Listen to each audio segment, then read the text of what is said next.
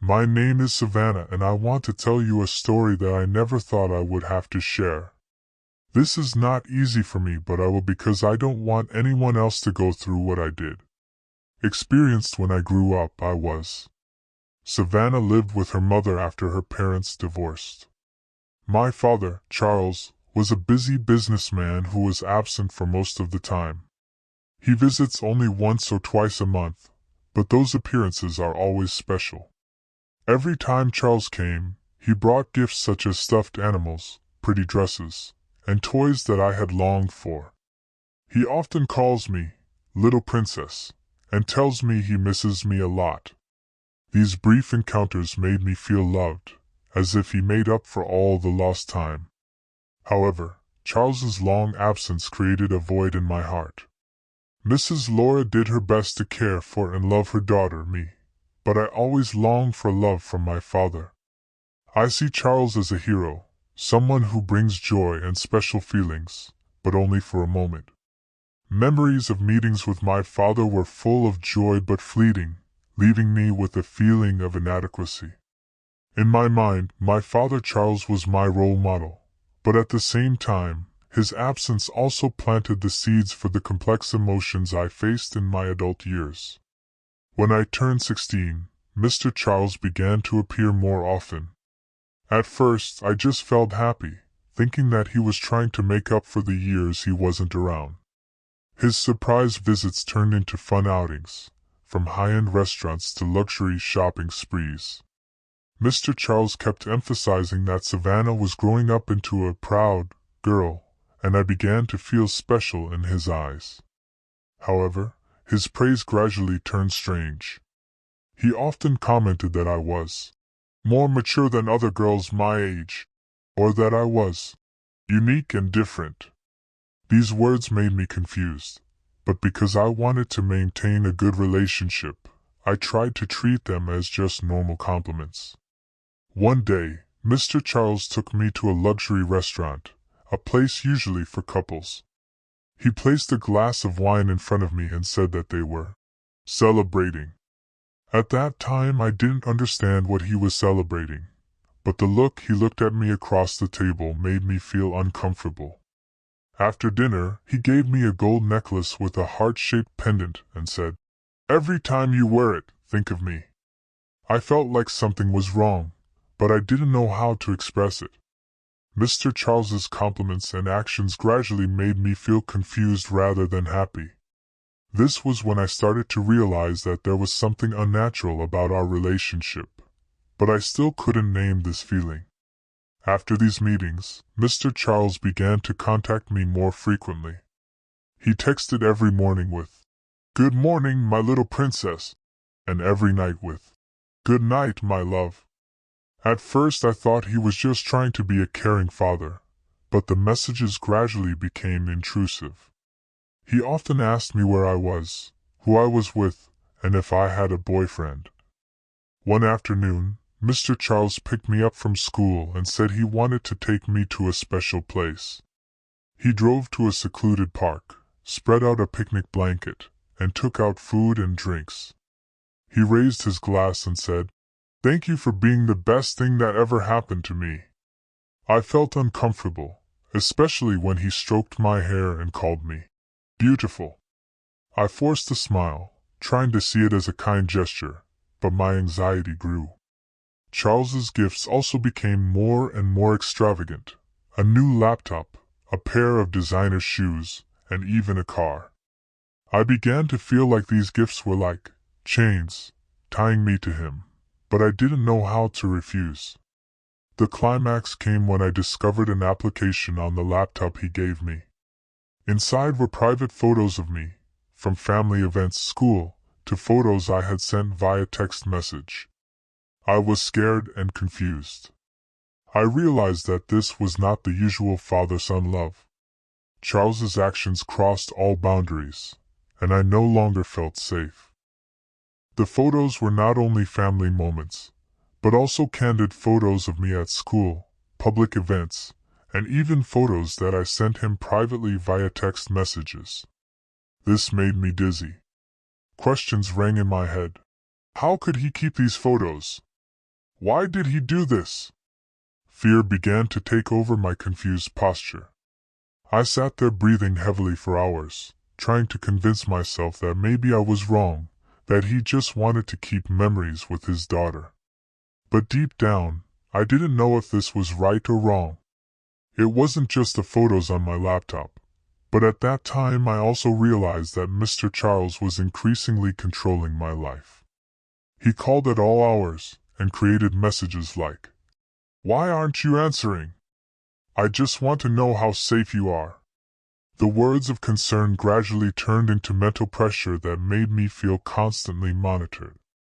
One midnight, he came to my mother's house unannounced and asked father and son to go for a walk alone. But even though I didn't want to, I reluctantly agreed. He drove to a deserted parking lot and began talking about feeling alienated and fearing losing me. He took my hand, his eyes filled with pleading. I felt suffocated. But that's when I realized that this relationship had gone beyond its safe limits. After a stressful evening in the parking lot, I realized that I could no longer withstand the pressure from Mr. Charles. I feel trapped in a cycle of guilt and fear. Unsure what to do, I decided to share the story with my best friend, Emma. The next day, I went to see Ms. Julie. At first, I felt extremely nervous when having to retell the sentence story. But however, Ms. Julie's gentleness and patience helped me open up. I talked about the pictures, the gifts, and the feeling of being in control. Julie listened attentively, then said, "To me, what you're going through is serious. This isn't your fault, and you don't have to face it alone." Ms. Julie suggested putting me in touch with a social worker for professional support. This proposal scared me, but I understand that I need to act. That was the first step for me to escape the dangerous situation that I had endured for so long. With Ms. Julie's guidance, I began my journey to find safety and freedom for myself. With the support of Ms. Julie and a social worker, I decided to face Mr. Charles. And I hoped that by sharing my feelings, he would understand that his actions had crossed the line. At that time I arranged to meet him at a park where we both went when I was very young. And I began in a shaky voice. "Dad, I feel very awkward with what's going on between us. I think Dad has done things that make me uncomfortable." Mr. Charles, initially appearing confused, quickly turned angry. "I do everything for you. Dad does everything for his children. Don't you understand how much I've sacrificed?" His voice grew louder, his frustration evident. At that point I tried to explain, but Mr. Charles interrupted, accusing me of being ungrateful and alienating him. The guilt he placed on me almost choked me, but at that moment I knew I had to stand my ground. When the conversation got tense, I decided to leave. But I realized he had no intention of changing and that the matter required outside intervention. 2 hours not long after that, the social worker contacted the authorities to begin the investigation. Mr. Charles denied all accusations and tried to convince people that he was misunderstood. However, the photos and data from the laptop are irrefutable evidence. Investigators discovered many of my secret photos and personal information that he had collected over the years. And ultimately, Mr. Charles was charged with a crime and faced legal penalties. I, although relieved that he couldn't hurt me anymore, still felt the pain of seeing the father she once loved become a complete stranger. This was the start of my journey to healing and finding peace. After Mr. Charles was charged and left my life, I felt an initial relief. I no longer have to deal with messages, calls, or emotional pressure from Mr. Charles. However, when the silence returned, the pain started to rise. I faced conflicting emotions, anger, sadness, and even guilt for sending my father to prison. First days after the incident, I wonder if I can trust someone again, especially when the person who hurt me is my father, the person I used to love. Every day is a challenge as I try to overcome traumatic memories and rebuild my life. I started looking for ways to heal through the people around me. My mother, Laura, became the greatest emotional support in my life. She was always by my side, affirming that I had done the right thing and deserved to live a free, uncontrolled life.